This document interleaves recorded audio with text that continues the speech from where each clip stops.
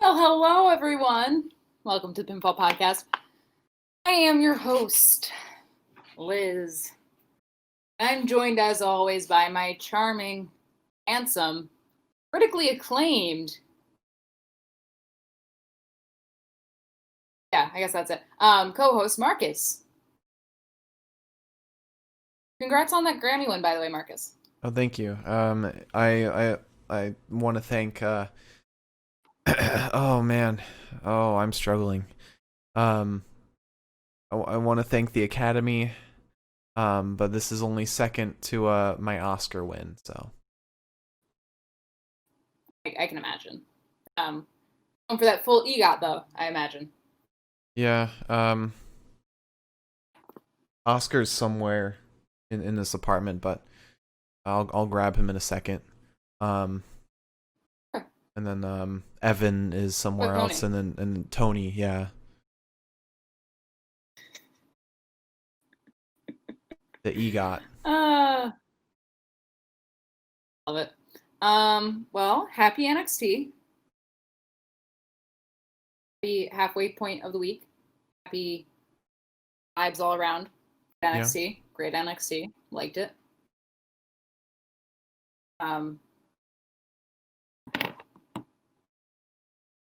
Yeah, I mean, all around a pretty good episode. Can't complain. Can never complain with this shit. I thought it was alright. Really? Yeah. I thought the women's match could be a little bit longer, but the women's match was okay. Every other match was just okay. The first match was one of the better, but promos were okay. Everything about today was just okay. Okay. I mean, I really liked it. Give me 1 second. I've got to make my text a little bigger and try not to hiccup. I've also got acid reflux, so like it hurts. Mm-hmm. Like, I love having intestines that function.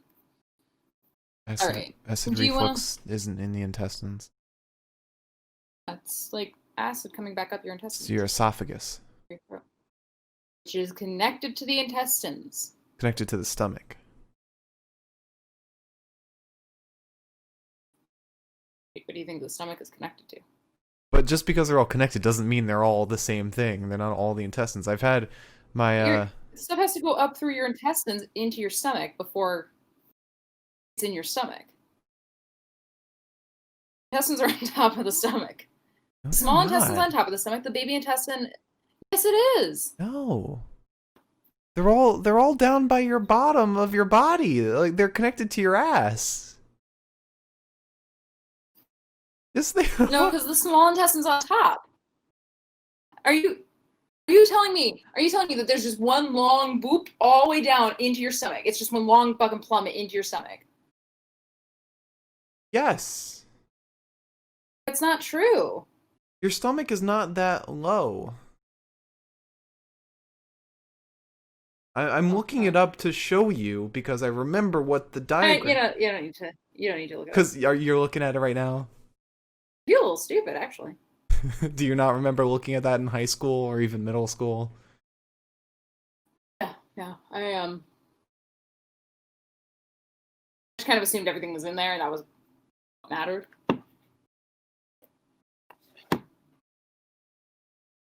As long as everything is where it's supposed to be, why do I care where it is?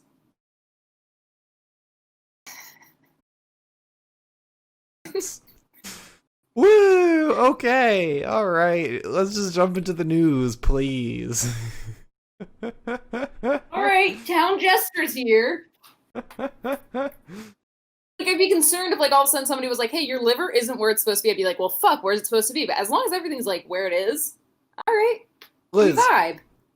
If somebody showed you an X-ray of your body, like 5 minutes ago, you'd be like, "Oh no, everything's not where it's supposed to be. My intestines aren't up here." No, the titty bones are up there. I know that much. Yeah, but that's where the intestines are. No, Mark, the intestines are under the stomach.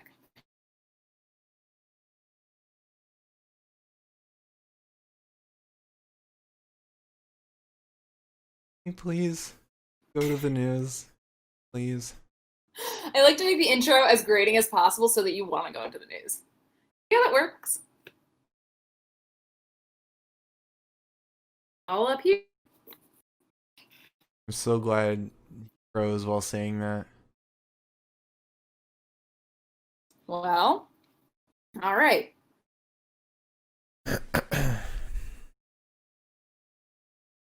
So let's start with the sad stuff, and then we'll move into the rest of everything else.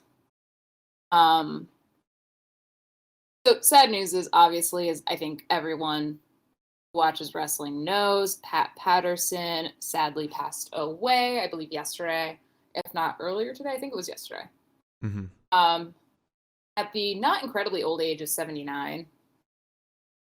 Known primarily for his entire in-ring career, being the first Intercontinental Champion, founder of the Royal Rumble, plus openly gay man, which is pretty fucking impressive.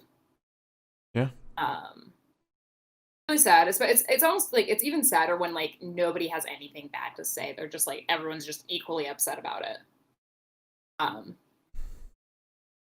They had a really nice tribute, which I thought was done in a very tasteful manner. Especially for the limited amount of time they probably had to put that together. Mm-hmm. So. Very sad, but at least he did get a nice send-off. The Sweet Stylings of My Way by Frank Sinatra, which honestly kind of took me to the brink. I was like, yeah. Like, don't do that to me. I mean, you could just tell today, like, how huge he was to everyone, based on, like, how big the tribute was. He was a huge part of the company. Just an all-beloved dude. Just real sad, honestly. I guess it's for the best that he goes out in a way that, like, everyone's at least sharing good stories about him. Because, like, if there's one thing you can ask for when you pass is that people remember you fondly. So it's very sad that 79 is not that old nowadays. Yeah, that's kind of teetering on, like, the edge of too young to die and old enough to die. Which nowadays feels weird to say that, because I'm like, well, I remember when I was young and, like, 79, I would have been like, oh, that's an old person. Yeah. Now as my parents get older, I'm like, 79's not that old, it's fine.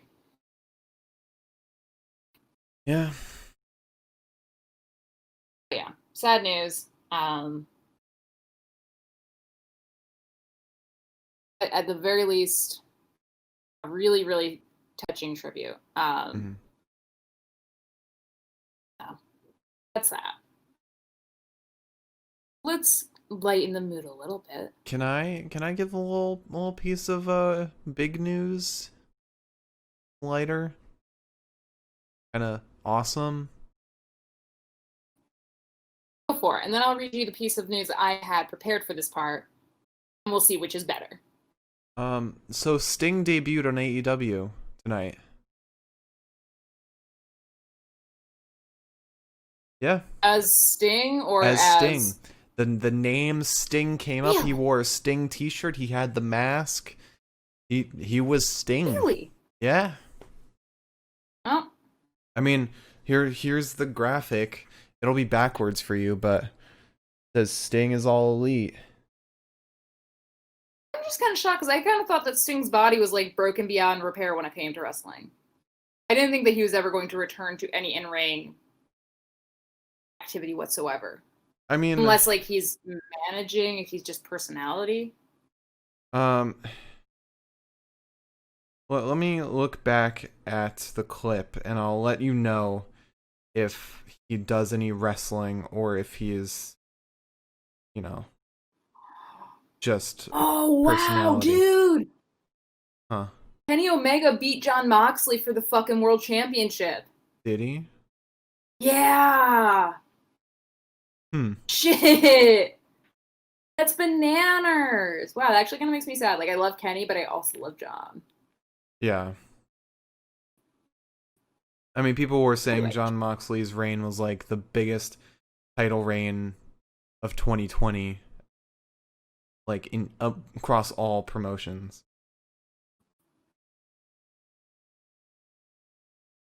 It's like, I don't even fucking watch it. I'm just like, oh, John. And looking at the clip, it doesn't look like Sting does any wrestling. And plus he does still look old as hell. So I don't think he's gonna be doing any in-ring action. But what was your piece of news? That John Cena is going to release books of inspirational quotes. Okay, moving on. I don't want to hear anything about that. Sociopath. This is what I think would make people feel good. I've never felt an emotion in my entire life, but this sounds like something inspiring. I don't understand people who put out books of inspirational quotes. It's like, they've all been said. Yeah. All the inspirational quotes have been said. You're just repackaging them. Yeah, if you're making a book of inspirational quotes, you have probably the biggest ego ever. Like, you have the most self-inflated ego in the world. If you're... By the way, because you locked the cat in here, she's been sitting this entire time. She's been sitting by the door just staring up at it.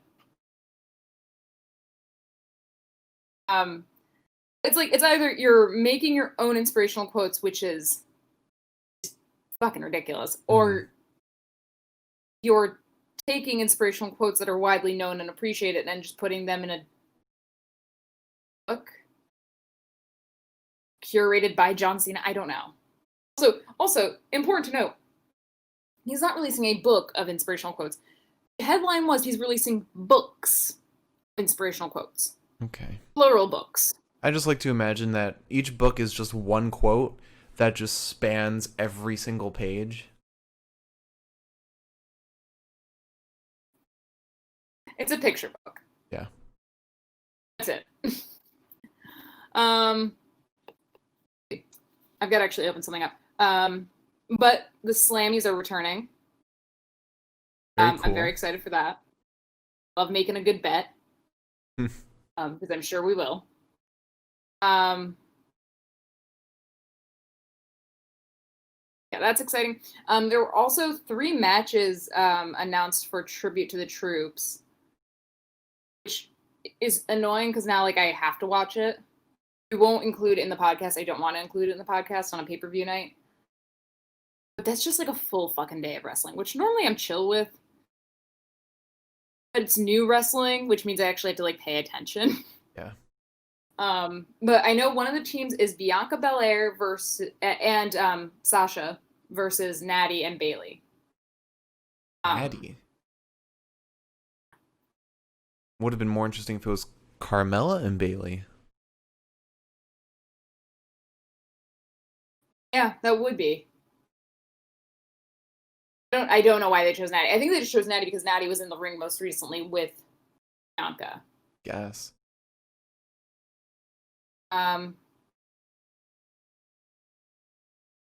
trying to find the rest of the matches real quick.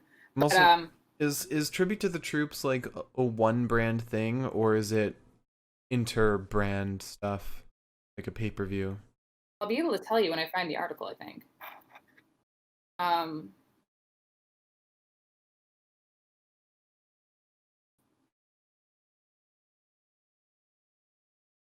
There's a lot happening on talk because of this.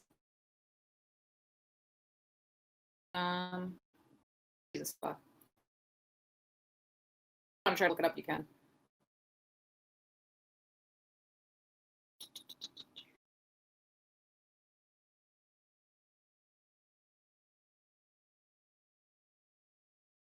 What are you looking for? I'm gonna have to move.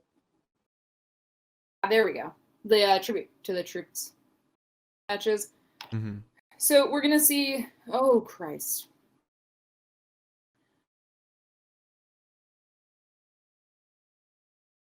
Well, my Switch and my iPad are over there. So, first, it's gonna be a 10-man tag match. Okay. with Dolphin Robert, King Corbin, Elias, and Sami Zayn versus Street Profits, Daniel Bryan, Rey Mysterio, and Jeff Hardy. Drew's going to fight The Miz. Okay, so it'll be a 2-second match. And we've got the Bianca Sasha versus. Oh, okay. So the graphic I saw said Natty and Bailey. Mm-hmm. Now it says this article says Carmella and Bailey. Mm-hmm. So Carmella and Bailey does make more sense. What are you doing? Also, your jewel pods are I don't know if you care at all. I can't do too much about that. Can't go through, can't go under. Anyways, yeah, so I don't know what that's gonna be. Can't wait to find out when it actually fucking airs for us, by the way. Yeah, because it's every article I see is if you have football on at so and so time, it'll be on at this time. If you have football on in this time, it'll be on in this time. It's confusing. Wasn't it? Oh no, because there are some Raw people in there. Never mind. I don't know. It seems like it's gonna be kind of lame. Just filler. I'm excited for it, but yeah. Just it's kind of confusing to me to have that much wrestling on in one day. Mm-hmm. I feel like you're sort of screwing the pooch on your pay-per-view. Yeah.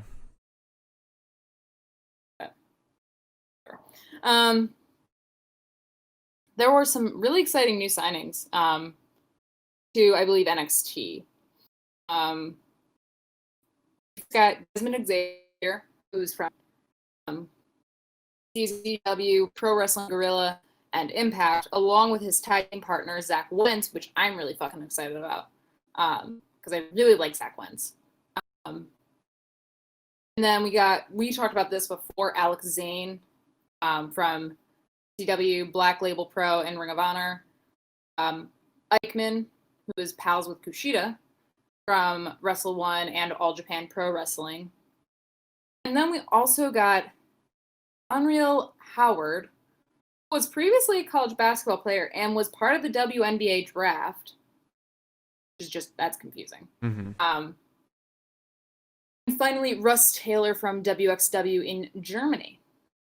So it'll be exciting to get some of that fresh blood in, especially because I know Zach Wentz is a relatively bigger name as far as the indies go. You know, Alex Zane is a pretty hyped up dude, so I don't think that they're going to need a ton of dragging in time, basically. Mm-hmm. So I'm hyped about that. And finally, time to play COVID murder mystery. The top NXT star has COVID.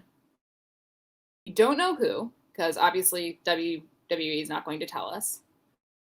But it's not expected to affect War Games.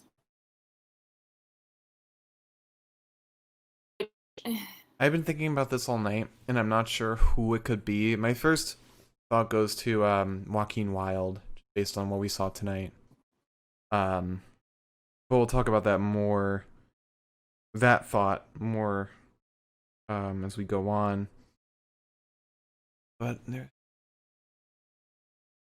my first thought went to somebody from Undisputed Era, but then there was it won't affect War Games, which if it didn't affect War Games, then they would have something to kind of fix it, like have Finn step in, replace them or something. So I don't know. It's definitely not one of them. It still sucks. And it couldn't have been any of the people that were in, because there were a lot of people around tonight for the tribute to Pat. Right. It'd be Bronson or Kushida. Well, Kushida posted a picture today, Bronson. didn't he? Kushida was just in the car with Eichmann without a mask on, so I'm really fucking hoping it's not him. Could be Dream. It's a little thing. It could be Dream. He is a top NXT star. That would not affect War Games. I don't think we're ever going to find out, though. Yeah, no, they're going to keep that so quiet. Unless it becomes like... And also another note that they added was they're not as concerned about this diagnosis because this is a person who doesn't hang out in large crowds.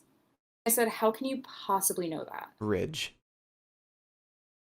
Maybe. Ridge was like just in the hospital. True. I mean, that would make sense. Yeah, so that's a little something that we can dig our little noses into. Forward at the future. Mm-hmm. Yeah.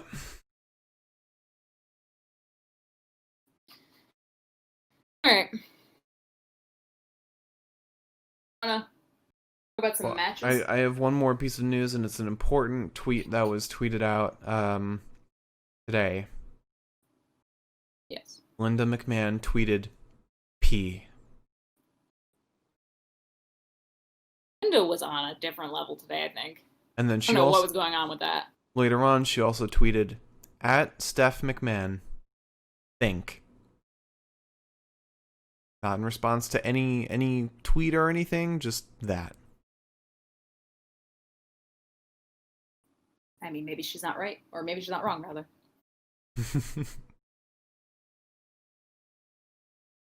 All right. Oh, for fuck's sake. Are you ready to move on to matches and promos? I'm ready. All right. I have a little problem here, though. Why? What's going on? What is going on? You're doing your own thing. I'm just trying to get the little label up.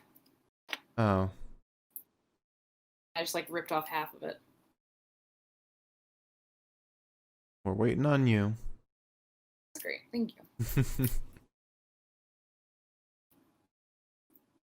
you.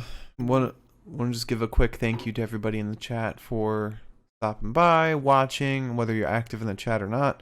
We appreciate you all coming by and watching the stream. And if you're watching on YouTube, thank you for stopping by. Poetic. Very poetic. All right, matches and promos. Matches and promos. We started tonight because of a little because of a little altercation that Damian had with Joaquin Wilde and Raul Mendoza. I believe earlier today or yesterday or something. I don't know. We had Damian Priest and Leon Ruff versus Santos and Mendoza. Johnny is also commentating. He makes how much he hates Damian very clear. We start with Leon Ruff versus Santos first. I wasn't going to start like that. I didn't pay attention for the first 5 seconds of this because we were trying to discern who had COVID or not. Mm-hmm. I tuned in mentally after Mendoza got in. But there was a drop kick to Mendoza. Santos gets in right afterwards.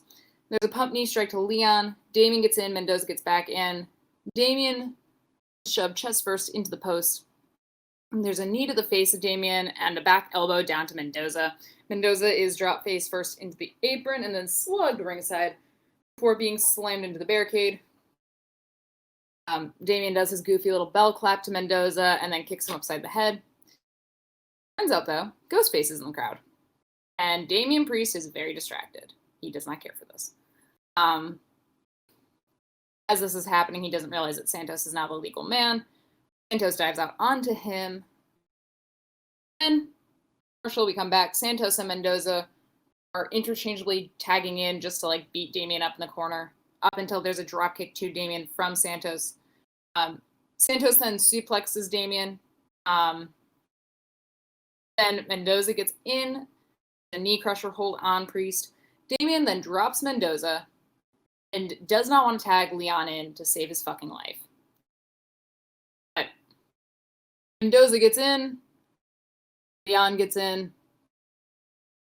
Leon drop kicks Mendoza, sends a back elbow, and then just the most fucking connected Hurricane Rana to Santos. Looked so good. Mm-hmm. I've seen so many shitty ones. That looks so good. Yeah. Mendoza. Sorry. Mendoza is tagged by Santos, but Leon does not realize. There's an enziguri and a neckbreaker to Santos, but Mendoza breaks the cover and drop kicks Leon. Damian gets back in. There's a flapjack to Mendoza, and then I believe Damian kicked him a little bit, sent a nasty fucking forearm to Santos that he sold like a goddamn pro. Did his dumb little arrow shit into the splash in the corner, which is just the stupidest fucking move in the world. It is. It really is. Damian then puts Mendoza up onto the buckle. Mendoza goes off the rope and is brought right into an uppercut from Damian. Damian goes for the reckoning, and Leon tags in, and Damian's like, what the fuck? And I'm like, I mean, you can still do your move. Like, do the move and then get Leon in. Right. That's what Leon was saying. He was like, just do it. Do it. Yeah. It's like, I always hate when that shit happens where, like, in the same match where Mendoza got tagged in but didn't jump in immediately to throw off Leon. Like, you have a couple seconds. You don't have to just stop your move altogether. Mm-hmm. But Damian still executes the reckoning. Leon comes down with a big frog splash. They win. Pretty good match. Shockingly good match for Santos and Mendoza, because their matches as of lately have been boring me to absolute fucking pieces.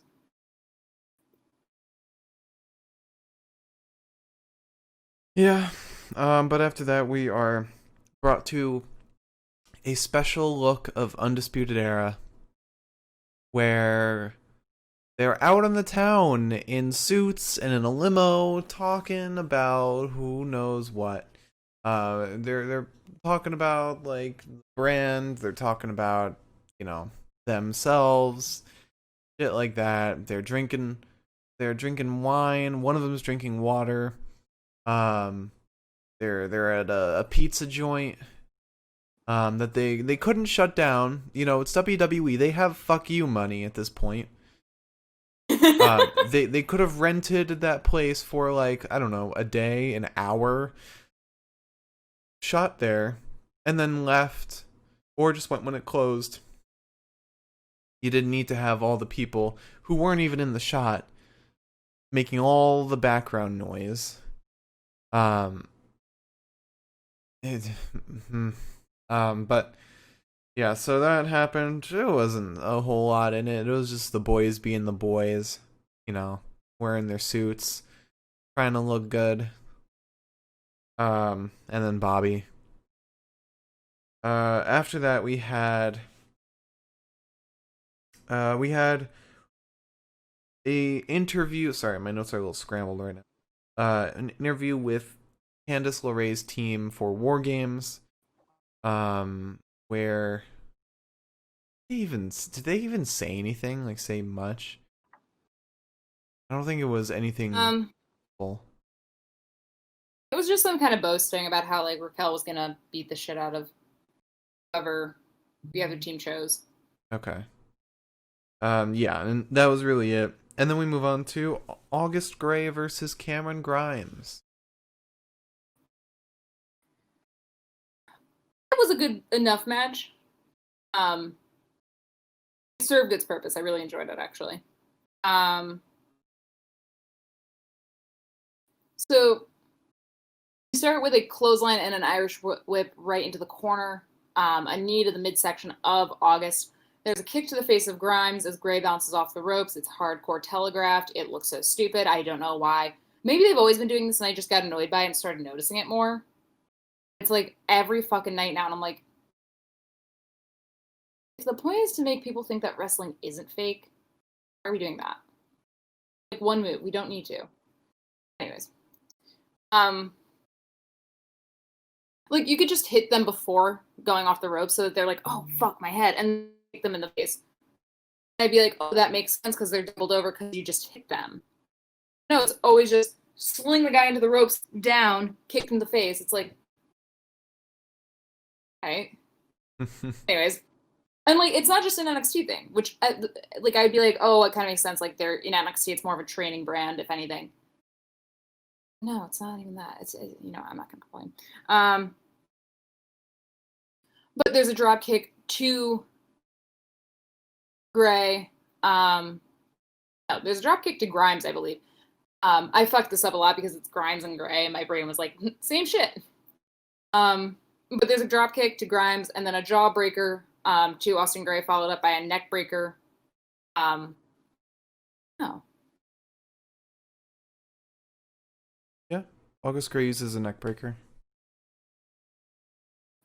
Okay, so all of this is to Cameron Grimes. There's a drop kick to Cameron Grimes, then a jawbreaker, followed by a neck breaker to Grimes. It was actually now that I'm remembering, it was very cool. It was very succinct. Yeah. August looked really awesome for the moments that he had on the offense, basically. Mm-hmm. Goes off the fucking top rope. And mind you, does not go up the top buckle. Goes up the top buckle, walks out onto the fucking top rope, like a little tightrope walker. And does like a spiraling crossbody onto Cameron Grimes. And I said, holy shit, why am I not seeing you more? If I watched 205 Live, maybe I would, but I'm not going to. So let's figure it out. But then Cameron Grimes just decides to fucking show up with like the nastiest fucking spine buster, or like spine buster, basically the deep six, but like instead of bringing a person down onto like your knee, just right into the ground. I don't know how to describe it. It was crazy. I got to watch a GIF of it, so I was watching it over and over and over again. Still could not figure it out. But then there's I think I always fuck this up too. I think it's called the Caveman or the Cayman. Well, no, there's the cave-in where he stomps. Cave-in. Okay, no. That's the move I'm about to move into. Okay. Yeah, no, because he does like, it wasn't the best cave-in in the world because it looked more like his knees connected with Gray's chest. Looked like he slipped a little bit. We called it what it was. Yeah, he's had 2 fuck-ups on that recently.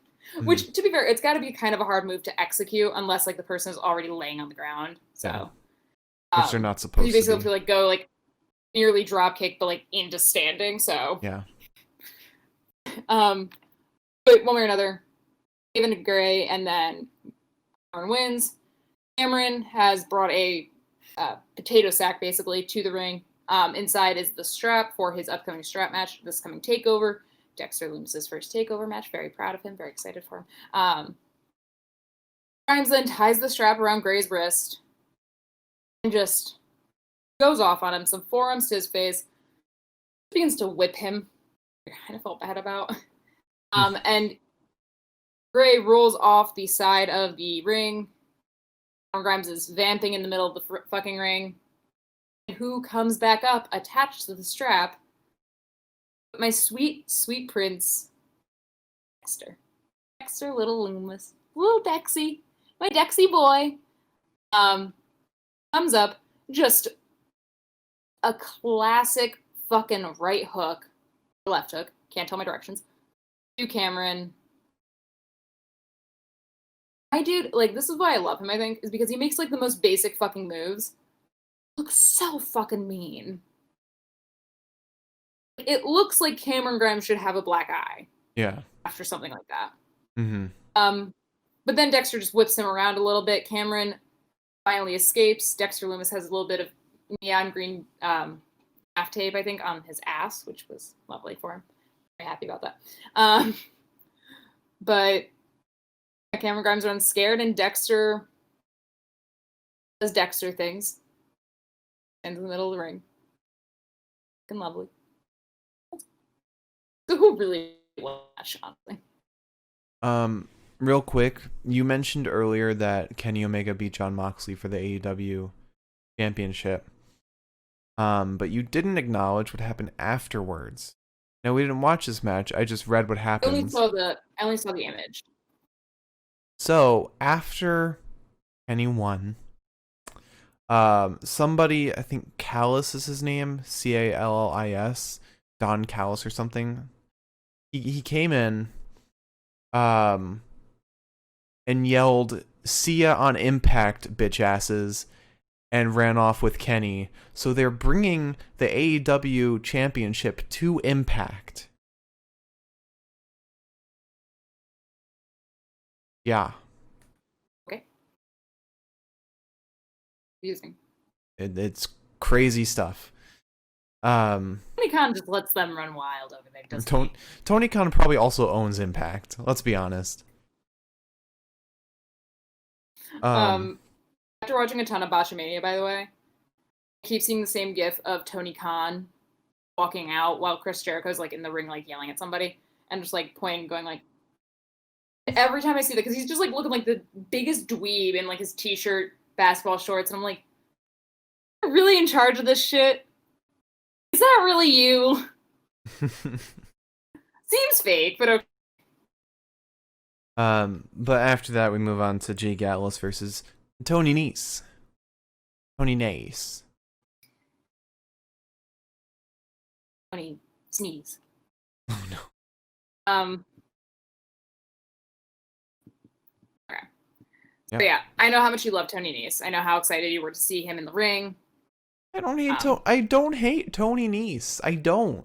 Anytime he's on TV, you're always like, oh, Tony Nese. It's because he's like, it seems like they don't know what to do with him when they bring him onto like NXT or something, because it's like, is he an enhancement talent or is he a former cruiserweight champion?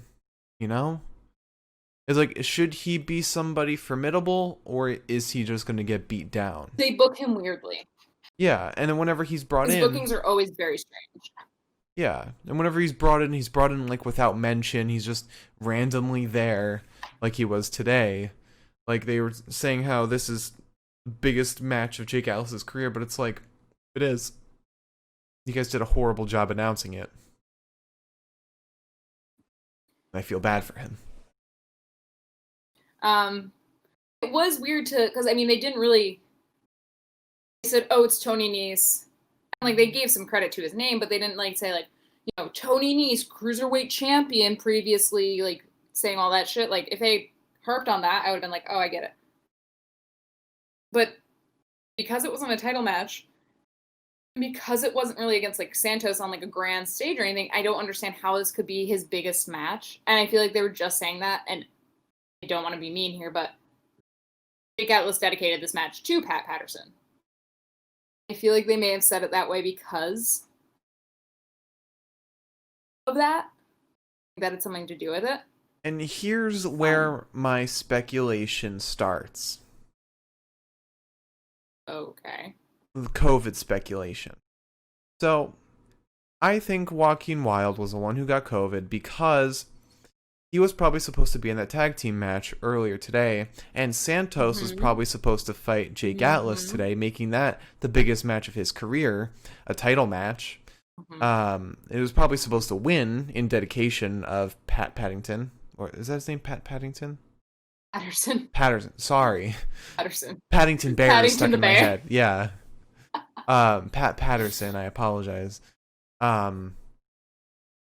It's very weird that they would just throw Tony Nese in there and also have Santos just randomly fighting rather than Wilde, and not have Wilde on the sideline at all. So I feel like he's the one who has COVID, and it makes sense all around. It does. I wouldn't necessarily say that he's a top NXT star, but also they do say you can be called a top NXT star if you're relatively frequent. Yeah. It doesn't just mean like Finn Balor and shit like that. But it was something because like we talked about this before. Because Damian was attacked by Wilde and Mendoza.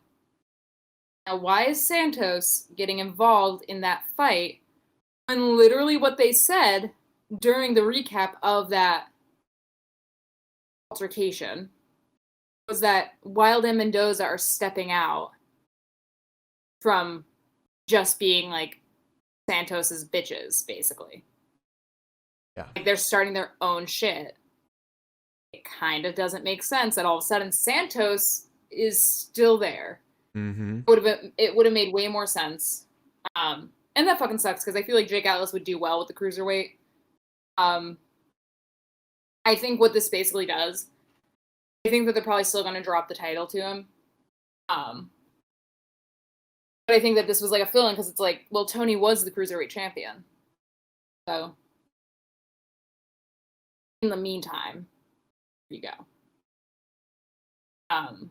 I still don't think that they're gonna give the title to Jake Atlas. I think they're gonna give it to Swerve. God. That means I have to watch another fucking Swerve match, and I can't. Either Can't do another Swerve. Santos Swerve. It's gonna kill me. I don't think they're gonna go for Jake Atlas. I don't think that Jake Atlas has no story at this point to give him anything right now, honestly. But they are hyping him up for something because they changed his walkout music, they changed his outfit. There's something going on there. I mean, they also gave August Gray his own stuff and an actual look, but I don't know. I don't think it's gonna be Jake Atlas. In all honesty, I don't know. However, I can't imagine that. First of all, I don't think that they should have said that Jake dedicated this match to Pat Patterson because in the beginning, only because it's like, well, okay, if he loses, that's really fucking embarrassing. Yeah. So Yeah. Start there. It does make sense. I can only imagine not to be that person. I'm gay, so it's okay. However, I'm sure that Pat Patterson had to be someone influential to Jake, considering there's approximately, I can probably count the openly gay men in men's professional wrestling on my fucking hand. Yeah. So, at least he did look really good in his match that he was dedicating to Pat. Mm-hmm. Now let's talk about it. I also try to, okay. Just wanted to move myself so that I was a little more in frame. I ended up moving the entire desk instead. Okay. And I also don't want to be that nude on camera. Jesus H. I'm gonna get banned. So Tony takes down Jake in the beginning. Then there's a fucking massive arm drag from Jake to Tony. There's one thing that fucking kid knows how to do well. It's a good old arm drag. Jake Atlas always makes them look like just a goddamn weapon of mass destruction. Atlas then rolls Tony up, sends a knee to his face, and then drop kicks him. Atlas dives out of the ring onto Nese, sending Tony more or less into the announce desk.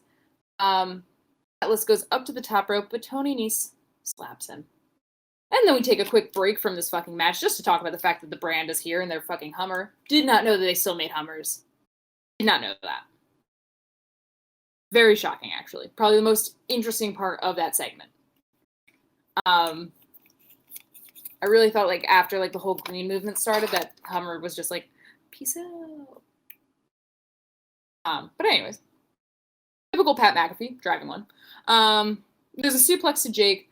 Nese then gets Jake around his shoulders, but stands there for about 5 minutes until Jake starts elbowing him in the face. There's a lot of punches to Tony. Tony then nearly kicks Jake Atlas in the fucking balls. I'm pretty sure he came about like an inch away from them.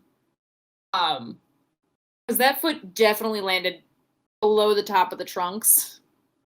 And the way Jake reacted, I was like, may have.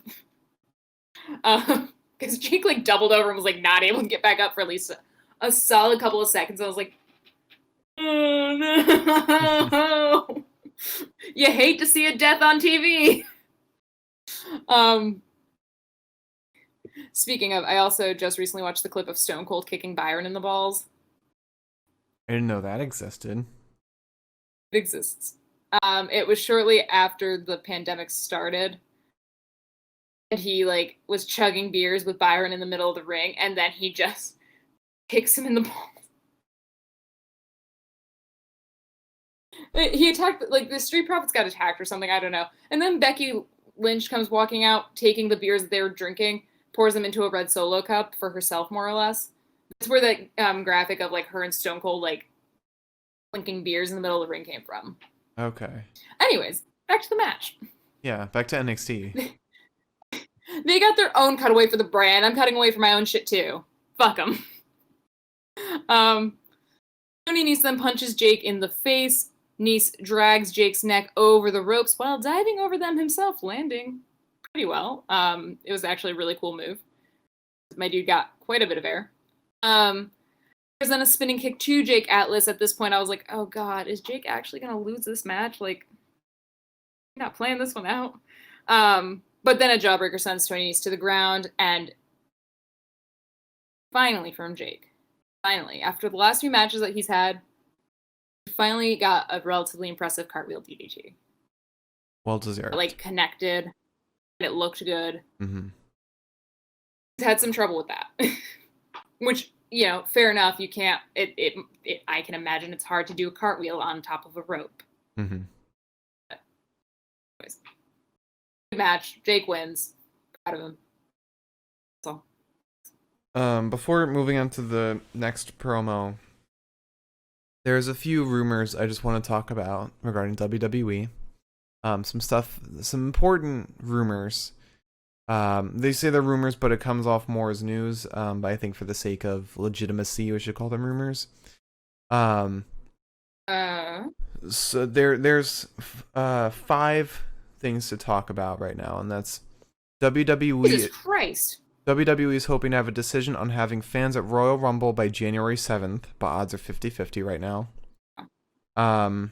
Royal Rumble is currently looking like it will happen on January 31st.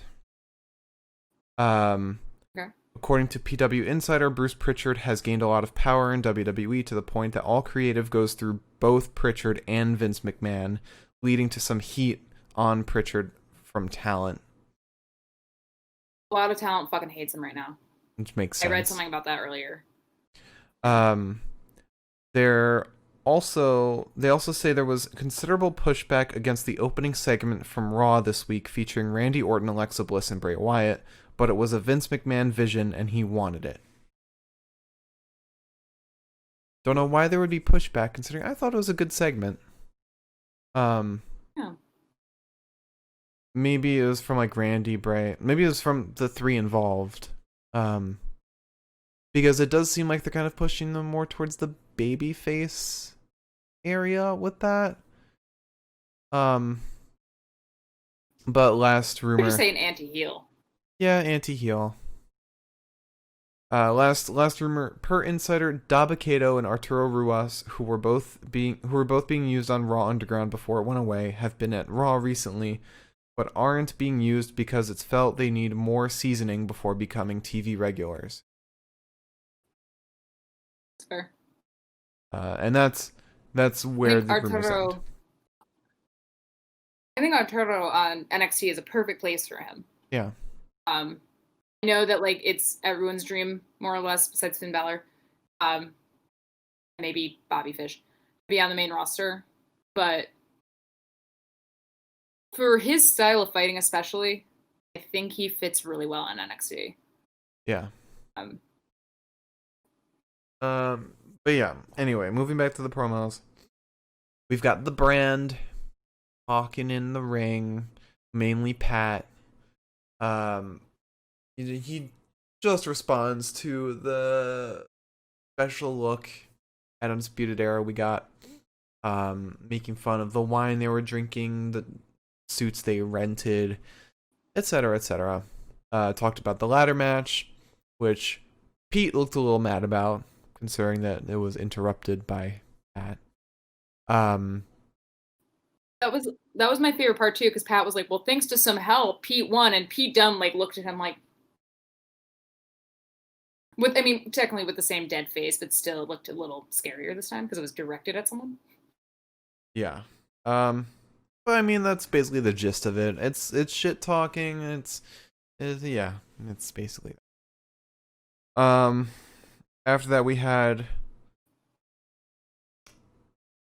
Xia Li and Boa. They're doing weird shit again. They're waterboarding themselves. They're dipping their heads in and out of buckets of water as the old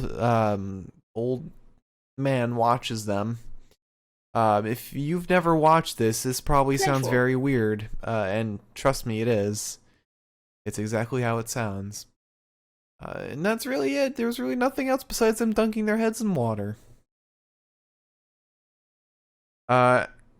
And then after that, we move into Grizzled Young Vets versus what was supposed to be versus Rise, but they're taken out of the ring by a tag team we haven't seen in a little while, Imperium. Liz, would you like to dive into this match for us? I would. I'm very happy that Imperium is back. I really miss tag teams that weren't Breezango and Legado. Really missed it. And Oni and Danny. Well, for a while we weren't even getting them. So. Oh yeah, true. Right. So supposed to be Everrise versus Grizzled Young Veterans, but Imperium immediately invade. Say some mean shit. So Grizzled Young Vets are like, all right, fine. Like, fucking fight you too, I guess. It starts with Eichner versus Zach Gibson. There's a takedown to Gibson. Bartel gets in. Gibson is into the buckle by Bartel, but James Drake, something that I have not seen before in a tag team match, but I think is very fucking smart, has the buckle with his own body for Gibson to run into. It just makes so much more sense. However, it does look like it hurts Drake a little bit. I was like, anyways. Drake gets in. He's exchanging blows with Bartel. Bartel catches Drake with a fist, begins pummeling him. It's Eichner in. Eichner throws Drake into the foot of Bartel on the apron. Then there's a belly-to-back suplex to Drake. Eichner fails the second suplex. Gibson gets in. He takes Bartel all the way off the apron. Kicks Eichner in the midsection. Rather, gets kicked in the midsection by Eichner. Eichner then elbows Drake off the apron. Gibson goes off the ropes and accidentally jumps right onto Eichner's shoulders. He's brought down into a bit of a spine buster. There's then a huge arm drag to Eichner. Drake tags in on Gibson. Gibson throws Eichner right into a spinning heel kick from Drake. Drake is then strung up ribs first on the top rope by Eichner. Gibson gets back in. He is catapulted into the top turnbuckle. There's good old, and this time it connected. I think the last time that they did it, last time they were on, it didn't look good. It looked really awesome. They did the team offense with the two drop kicks to Gibson, who was upside down in the corner. Then Bartel slams Gibson down to the ground. There's a step up enziguri to Gibson and a double underhook suplex. Bartel goes off the top rope right into, like, I think they're called, and I could be wrong, dolphin fins? I think it's called that. I'm making shit up. But right into this in his throat. So Bartel returns the favor to Gibson. Does the same fucking thing to him. Then there's a soccer-style kick to Gibson, a Death Valley driver from Eichner to Gibson. Drake gets in. There's a step-up enziguri to Eichner. Drake goes off the top rope. Drake goes up to the top rope. Bartel shoves him off, and Eichner catches him on his way down before suplexing him. Gibson then breaks up the cover. We have Eichner versus Gibson again. Hard drop kick to Eichner. Another off the back of, I think, you're wrong here. I think this was James Drake, actually.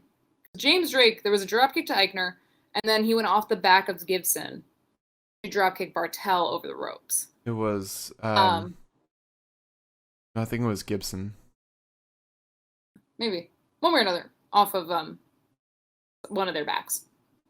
They set up for their team offense, but Bartel pulls Gibson off the apron. Eichner then rolls Drake up, who kicks out, but Eichner runs and jumps off the top buckle onto all three men. Bartel catching a majority of his ass because he's standing right in the middle. I was like, I don't think that helps anybody, but okay. And then Everrise come in for absolutely no reason, just being completely annoying schmucks, trying to take on everybody. I hate to say it, they're growing on me. They're so annoying. They are still not growing on me in the slightest. So, I was annoyed by that ending. But yeah, so after that, we tried to have a little interview with Everrise. Mackenzie's chasing after them as they're getting in the car, but they're basically running from Mackenzie at this point, which is fitting. They get in the car, they're shouting and screaming, and Matt Martell is just, shouting at the top of his lungs like he likes to, and then they drive away. Yeah. And then we have what is it? What's the name of the segment? Like the real Thatch Can. Thatch Can. I just learned the name of it today, even though it's been the name of it this entire time. But Thatch Can. It's because we were calling it unsanctioned murder time constantly. Right. Where he has another student in the ring, and he's gonna teach something to him, but then Ciampa shows up, or he's trying to teach him how to deal with distractions, and then Ciampa shows up and says, "I'm not here to learn, I'm here to teach." And then Tim Tams does the whole, "I have nothing wrong, I have no problems with you, no problems, no quarrels, no beef squashed." Ciampa.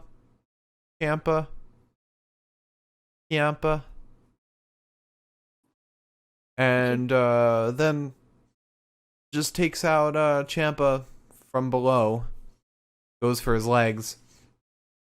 Ciampa fights back a little bit, but then the student starts attacking Ciampa. Probably Tim Tam's only student who's willing to help him out. He wasn't murdered by Timothy. Right, yeah. And yeah, so that's what else happens? Tim Tam basically he gets out of the ring and walks away, kind of like he's smirking. Won this battle, I guess.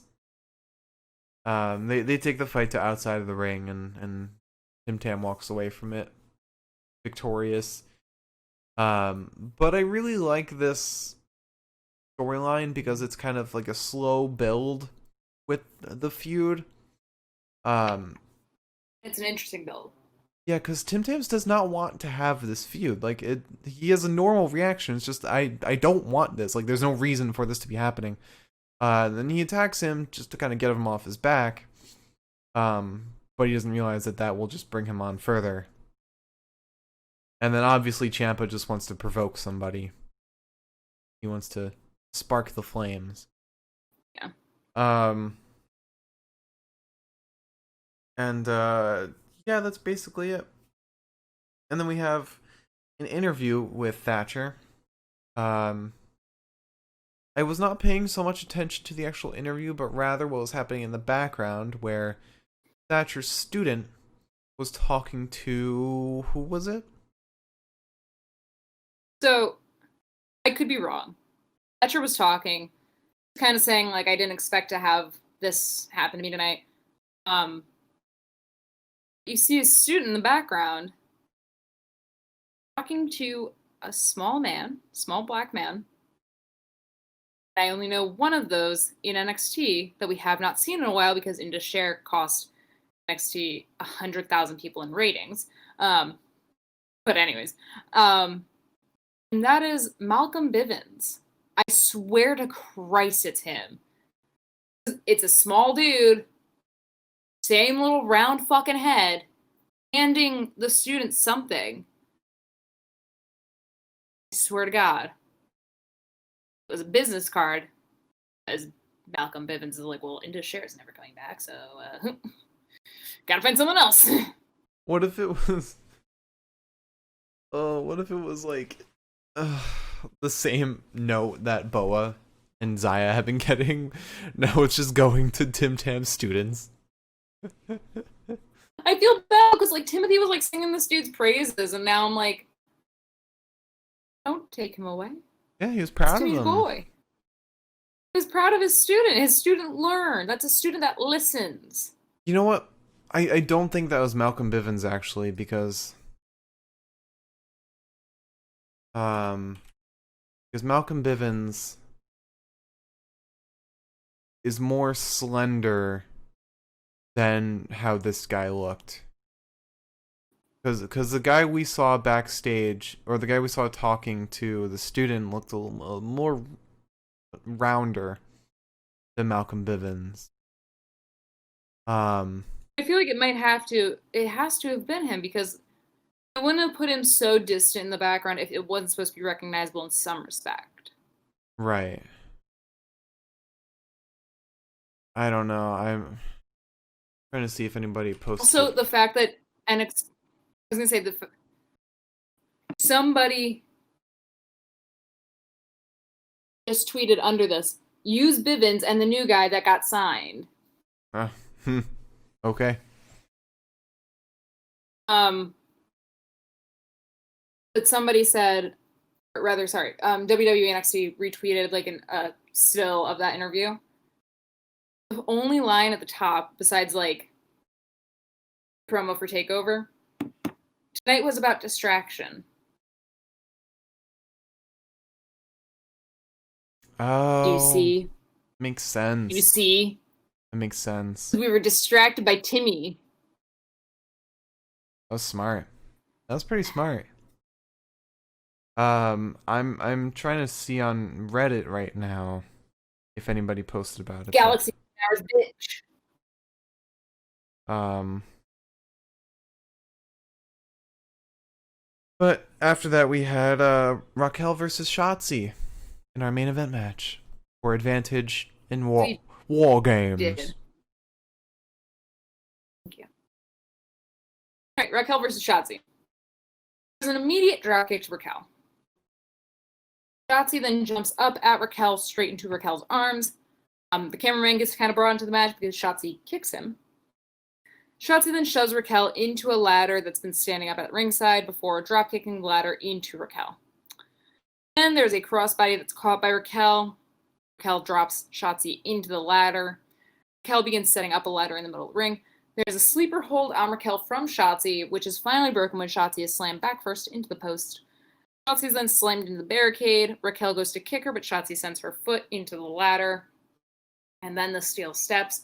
The noise that it made when it hit the steel steps, I was like, oh fuck, like you actually just hit that. Like you really, that was a solid fucking sound. That was not just a palm slapping. It was not an open palm strike on the steps. However.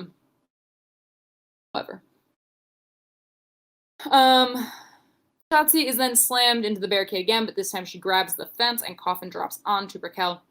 Shotzi gets kicked into the stairs. Shotzi slams Raquel's face into the ladder, sort of. It doesn't really look like it didn't look like it actually hit. Shotzi's then shoved face first into the apron. Raquel rams some steel steps into the face of Shotzi, goes back to setting up a ladder in the middle of the ring. Shotzi meets her, begins yanking Raquel's arm into the ladder before slamming her face first into the top of the ladder. Shotzi pushes the ladder down as Raquel is climbing up it. Drake Wirtz, stupid fucking orange bigot, is moving ladders around in the ring from ringside, and I said, please don't touch those. Those are not yours. They're wrestlers. They'll figure it out on their own. Don't worry, babe. Stay blessed. Anyways. Then there's a senton to Raquel into the ladder. Shotzi goes up to the top buckle, lands on Raquel's sternum. And then Indy Hartwell just so far up Candace's ass in like the most pathetic way. I would hate to be written like this, honestly. It'd like break my spirit. But she brings the ladder over to the other team's platform to let them climb down as if they are locked in that platform, like as if like a cherry picker brings them up there before the match and they cannot get down until the end. Indy brings the ladder over for them to climb down on so that they can go in and distract the match, but Rhea and Ember also come out. And then Indy, who is not a member of this match or this team or War Games, decides to try to climb the ladder to get the briefcase for the other team, which, again, doesn't make sense because you are not part of a team. So if you get the briefcase, no one wins. But there's a clothesline that shuts Shotzi down. And Raquel goes to climb the ladder until little Miss Io Shirai comes out of nowhere, jumps on Raquel's back, holding her in a sleeper hold. Once Raquel breaks free, she rolls out. Io goes off the top rope onto literally everybody by the ramp. Shotzi goes up, gets the briefcase. Let me tell you why this match was not as good as the Kyle O'Reilly-Pete Dunne match. The use of ladders in this match, in comparison to Pete and Kyle, was not there. Mm-hmm. I mean, there were very few times where anything happened with those ladders where I was like, oh, fuck, that's gotta hurt. You know? Yeah. Like, the only time that like it actually looked like it hurt was when Shotzi sent onto Raquel in the corner, sending her face into the ladder set up. Mm. That was the only time. Whereas with like Pete and Kyle, I was like watching, I was like, you guys, like, we need you guys to be alive for War Games, though. It was kind of a disappointing match for what I expected from these two, because I'm really disappointed by them. They did only leave like 15 minutes for this match. It wasn't a lot of time either. I honestly think that they should have given it more time and taken something else out. Not to be like Cameron versus August Gray, I kind of got, but like maybe Tim Tam's match wasn't as important for this week. We could have saved it for next week. Because that was pretty short. It was a promo. Oh, whatever. Maybe that could have been saved for next week. Because they're not going to be at War Games, so it doesn't matter. Yeah. I don't know. Did you get to EO showing up yet? Yeah, I just finished the match. Okay. I read a comment that said that they have a strong feeling that the advantage at War Games is going to be negated because of Indy getting involved. Indy's involvement is just so sad to me. It's like the younger sibling that desperately wants to be part of things. The older sibling's like, yeah, maybe. Mm-hmm. Like, it's kind of cringy. Yep. Also, for the Pat Patterson thing to be happening and Indy's just there with a fucking neck brace on, I'm like, you guys couldn't have shoved her into the back or something. Oh, that was so funny. I was in Ghostface there too. Mm-hmm. All right, so bests of the night.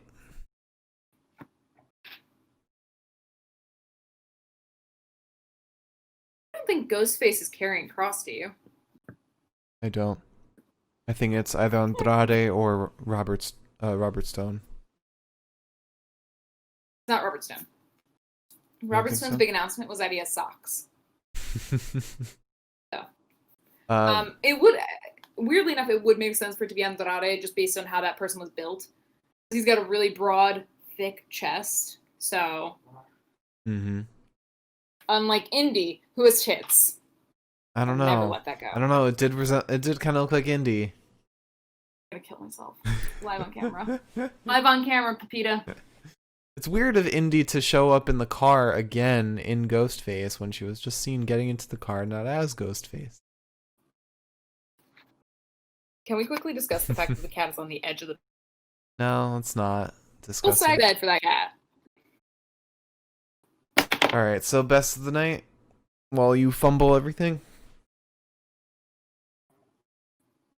Alright, so let's talk about it. Let's get into it. Promo of the night. I know what it is. I know what my pick is. You probably know what your pick is.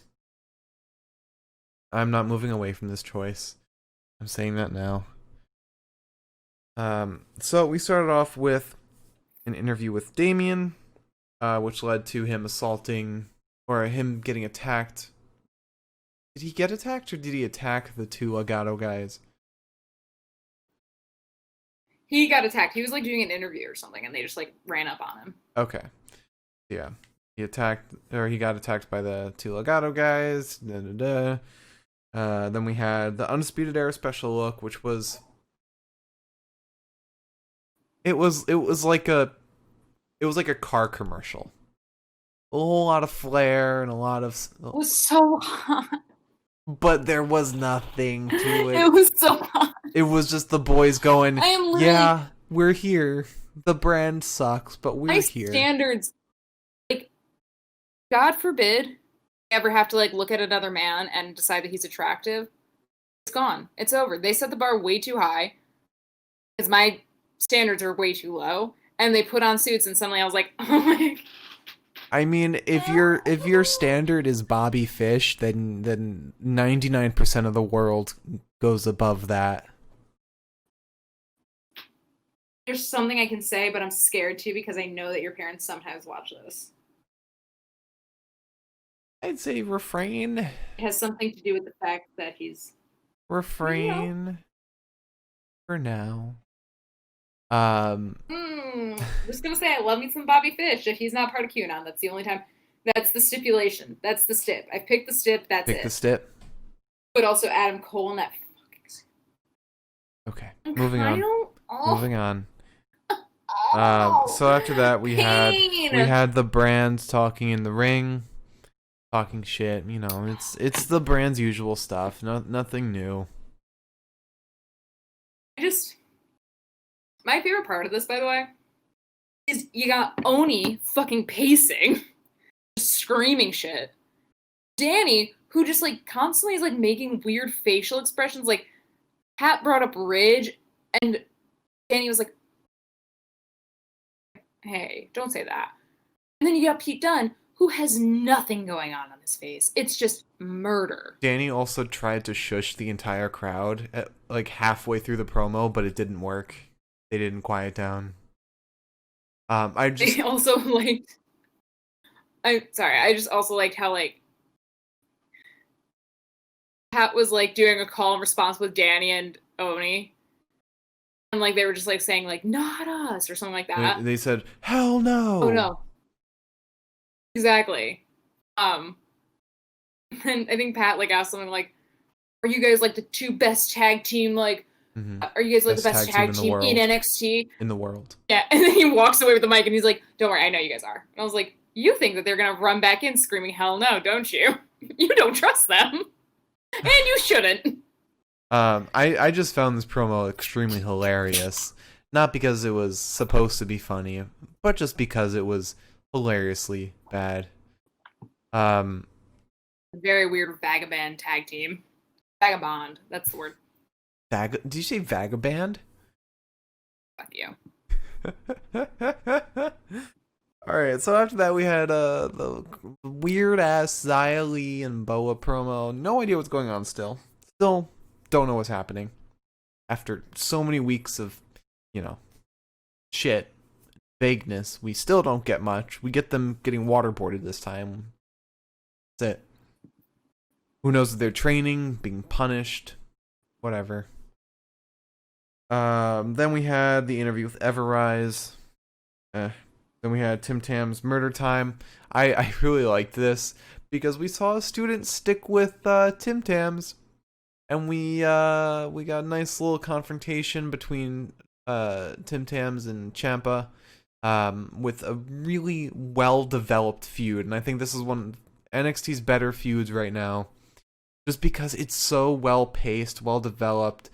Tim Tams like is really selling the feud well, and he doesn't want to do it. He just doesn't want to. And Ciampa just looks like he wants to just poke the bee's nest, poke the hornet's nest. And then it led to an interview that was really clever, and I'm glad you pointed it out that it all had to do with distractions. So I loved this promo. I loved it. And then that's it. Because the interview I already mentioned. And my pick for promo of the night. It's Thatch as Thatch can. Tim, Thatchy Thatch. Arms and muscles ready for the matchy match.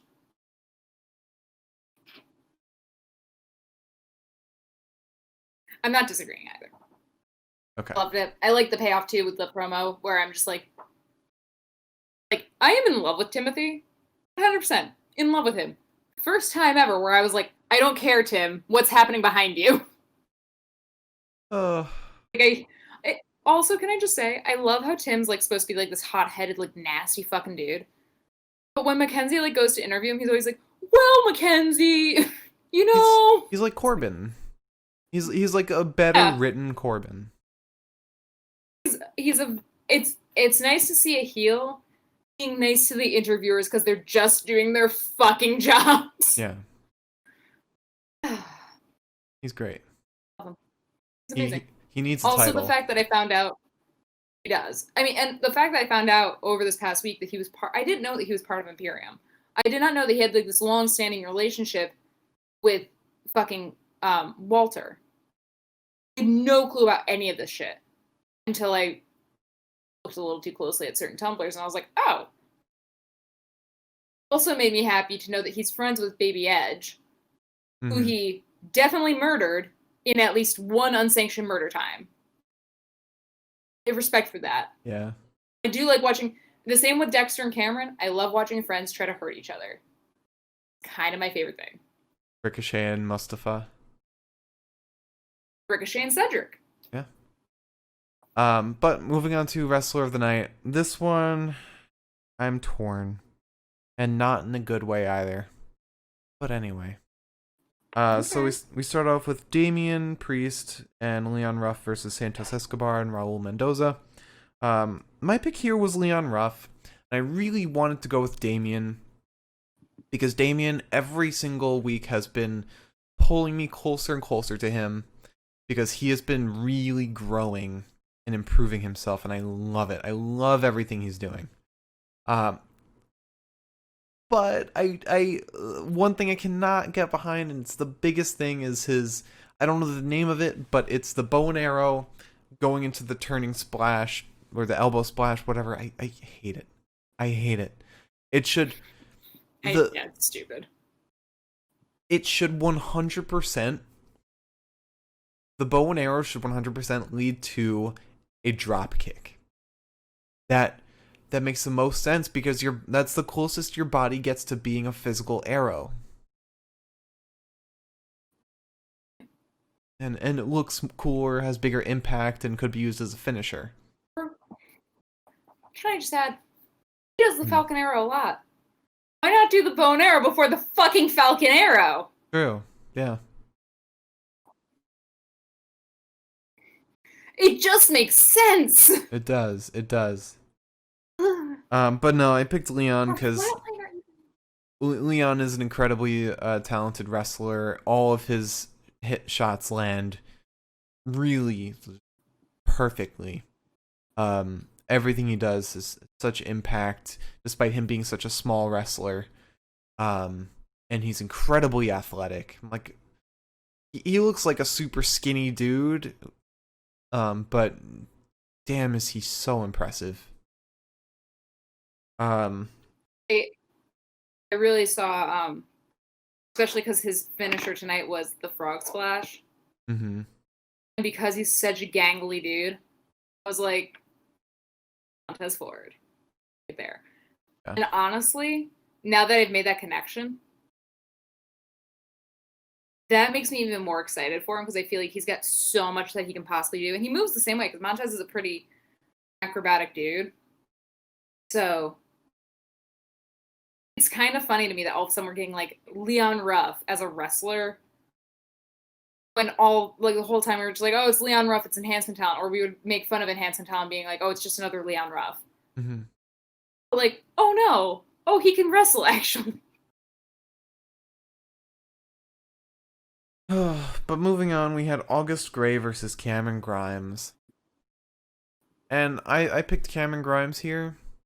Primarily because of the finisher, because that looked sick. But mostly because August Gray didn't have that much time in the ring, as opposed to Cameron Grimes, who sold his performance just in his acting and his character and that finisher. Like, we're reminded all the time that he is an incredible wrestler when he's not acting so goofy. Mm-hmm. but he can also act goofy while being an incredible wrestler, as we saw today. Yeah. But not to discount August Gray. I'm loving what they're doing with him. I can't wait to see more, and his aesthetic is very unique for the brand. We'll see what they do with him down the road. Moving on, we have Jake Atlas versus Tony Nese. I picked Jake Atlas just because he finally nailed the cartwheel DDT. Good job, buddy. Glad you finally did it. And then we had Grizzled Young Vets versus Imperium, and I was torn on this one. I wasn't sure who to pick because everyone was good. Nobody was amazing. Everyone was just good. There wasn't a single bad wrestler in the ring. Nobody botched anything. I might give it to which one was the bald one? Was that James Drake? Or was that Zach Gibson? Zach Gibson. Okay. I might give it to Zach Gibson for this match.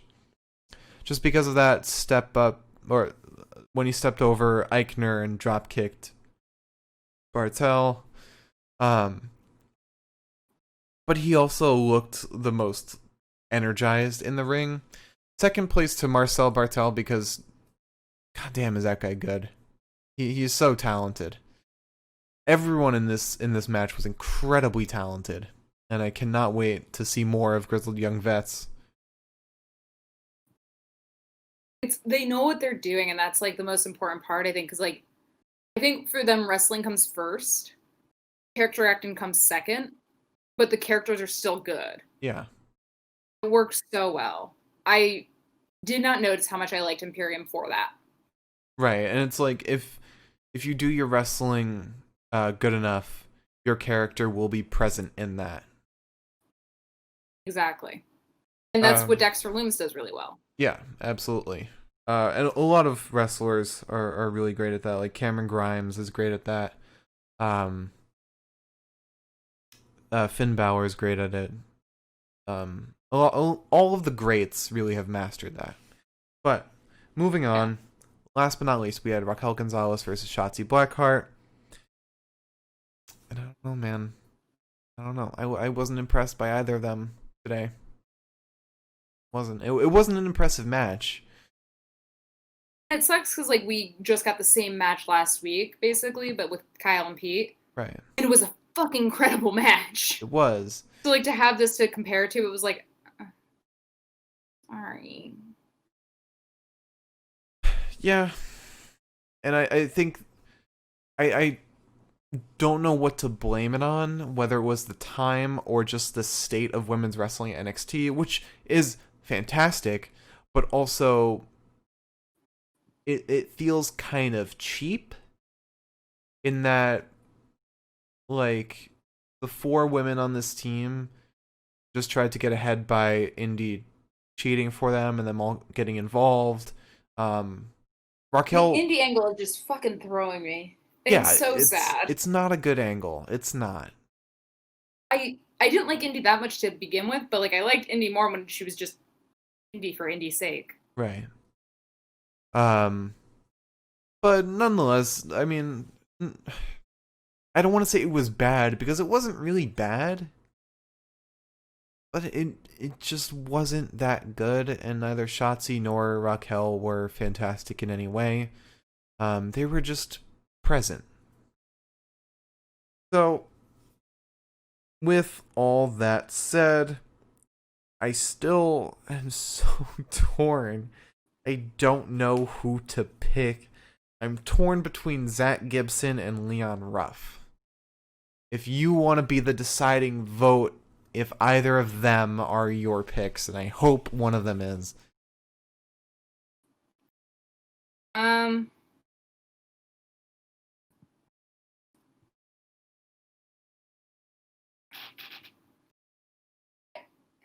Since you're giving me the option,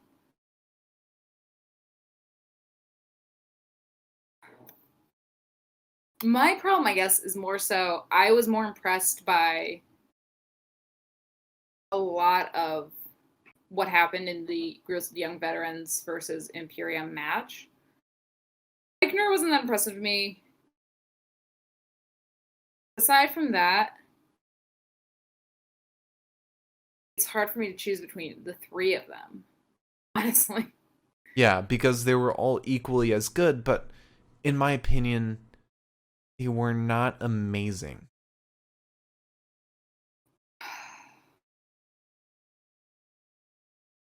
I picked James Drake, or no, I picked Zach Gibson. Just, I'm still getting used to them. I know, it's okay.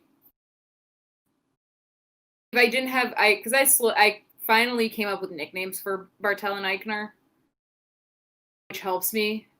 But I definitely typed Gibson, like with a V, 41 times in my fucking notes because I just can't, it's so much more difficult when there's new people.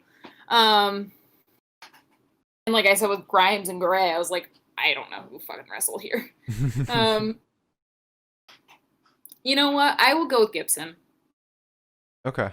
I'm going with Gibson only because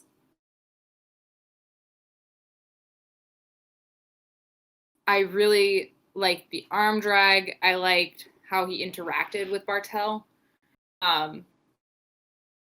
And I think he does really well for a wrestler who's so tall and lanky. Mm-hmm. I feel like there's a style that you assume they're going to have. It's very different to watch him. Right. It's very different to watch Grizzled Young Veterans in general. Imperium, you've kind of seen it before because it's very submission-based. It's very technical with a little bit of that extra entertainment flair to it. But, I mean, it is really exciting to watch these guys. Plus, they're from Liverpool. Plus, I made out with a Zach Gibson once. Better looking than this one, but no offense. Anyway, I was just going to say, if you don't know, Liz is a huge Liverpool fan. I am. Since 2010. 10 years, baby. 10 years strong. Because otherwise that comment made no sense about them being from Liverpool. Oh. I just really like Liverpool, England. My mom used to make jokes because I was such a big fan. My mom and my stepdad don't understand, they don't like soccer. So they would always be like, oh, well, you love Liverpool. And I was like, yeah, I guess the town's nice. It's kind of like a one of those port towns. But yeah, it looks okay, sure. Yeah, I'm really excited to see more of these guys. I'm happy that Imperium's back too. I don't think I got the chance to really, while we were watching it, to really enjoy the fact that Imperium is back. Yeah. But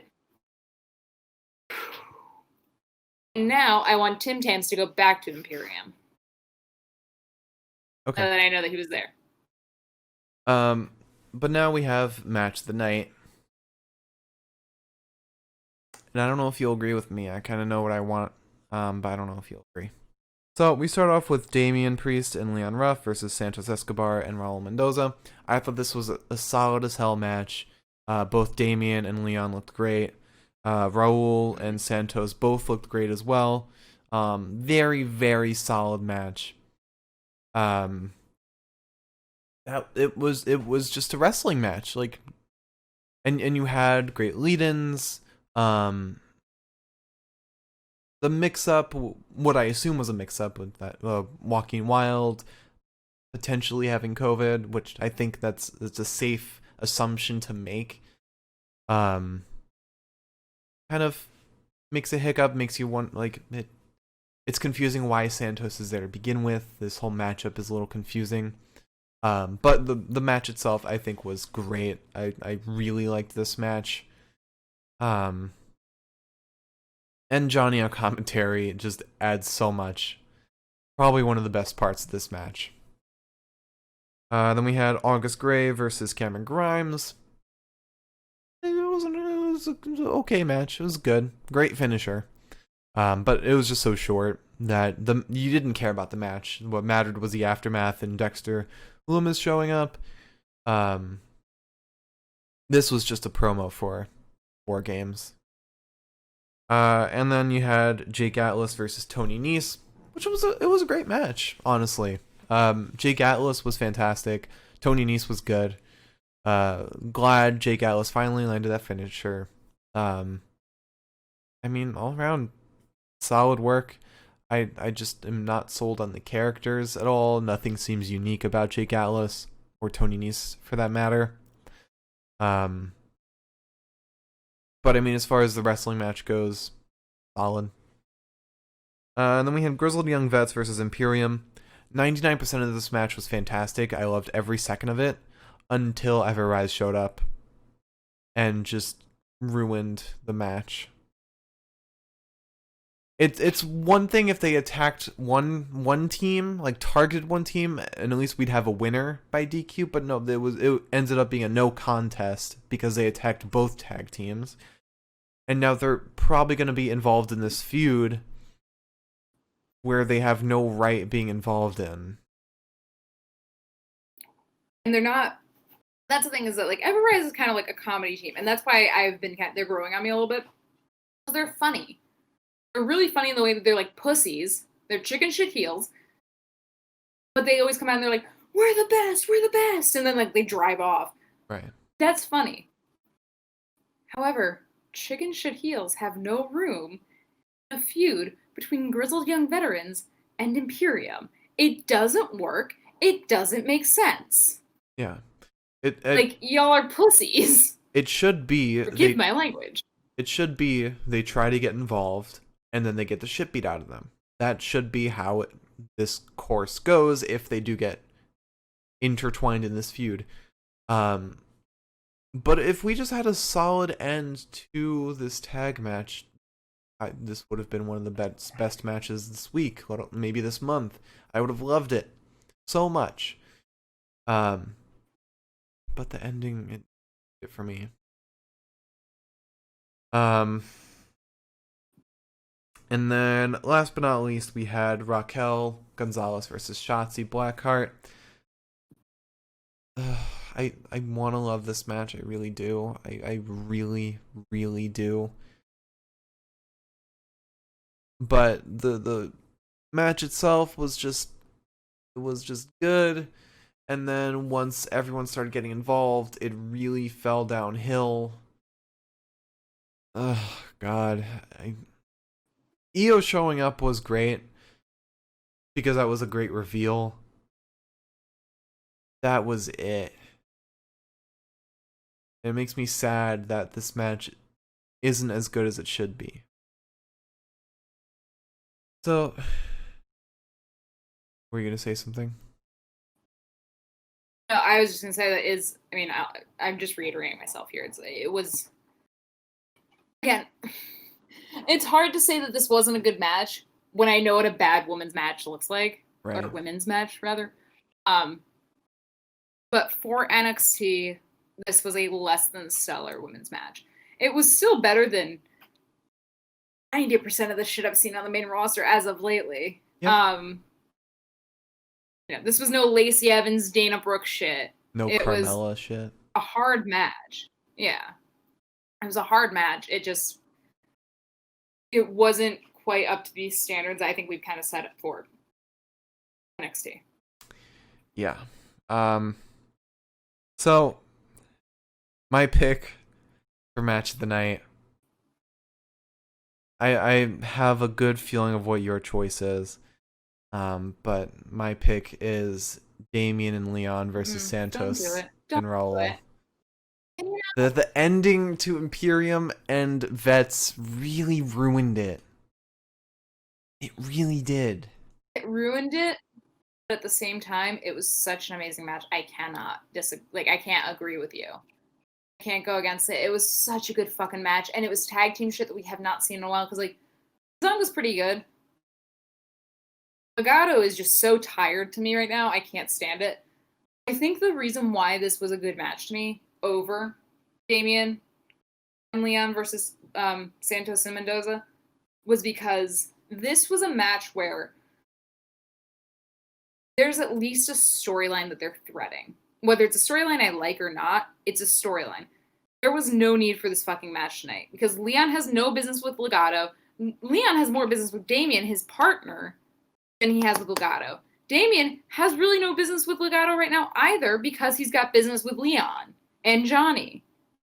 You make points. You make points. It was a decent enough match, admittedly, and that's saying a lot for fucking Legado because I cannot stand them. It mattered less in the scheme of things.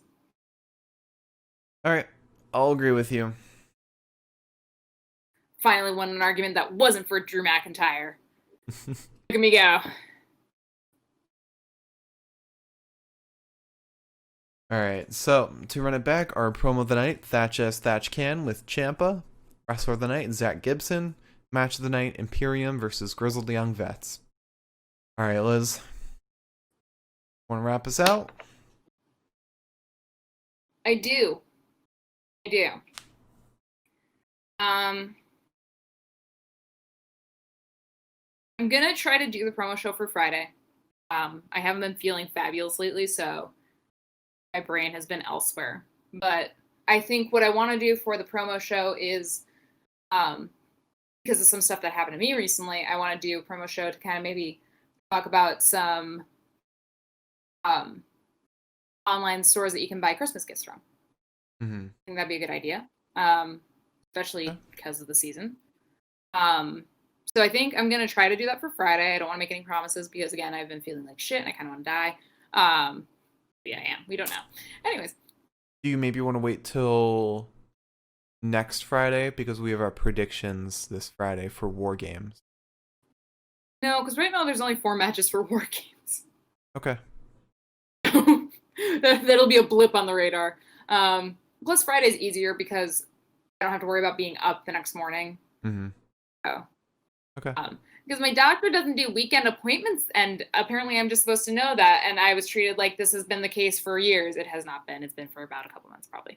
Anyway, that's fine.